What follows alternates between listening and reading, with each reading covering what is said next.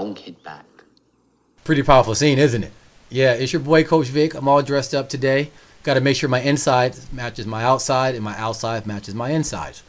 Now, the reason why I show you that little scene is not because it's cool. I mean, it is, but we're entrepreneurs, so a lot of times we actually play that part.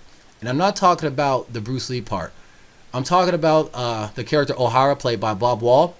We often try to do things that look impressive to the outside world.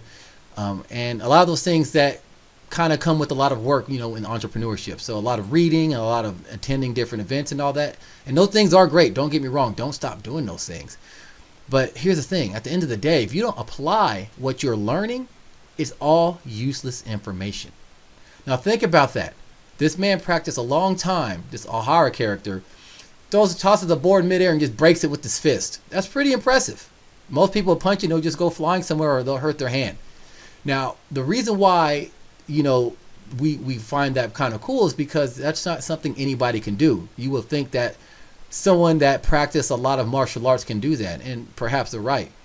But just because they can do that trick doesn't mean they can fight. Doesn't mean that they're successful, they're strong, they're dedicated, or any of those other things. It just means they know a trick. And how often do we fall into that trap of, if only I can just learn this one little skill, this one little trick, this one little thing. Like that's the difference between you and success. I'm sorry, my friend, but you already know the answer. You just have to empower yourself to go for it. The thing is, without that feedback from the marketplace, from actually applying what you're learning, these are all just simple tricks and trinkets. So make sure you're not falling into that trap. Just because you can do something impressive in a drill or in practice or on your own doesn't mean anything. Until you're making money from it, or at the least trying to make money from it, getting that feedback from the marketplace, making adjustments, trying it again, it's a parlor trick. All right? It's an epidemic, because I'm seeing this also with my basketball players. They don't play well in a game and they want to go train with the trainer. That's a pretty good thought.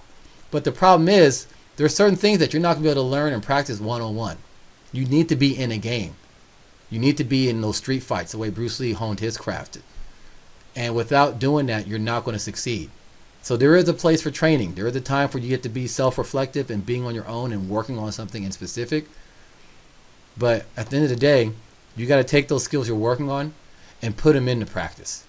You got to try them in real world, in real life, in the real game. Does that make sense? All right, it's your boy Coach Vic. Hopefully you're doing well. Peace.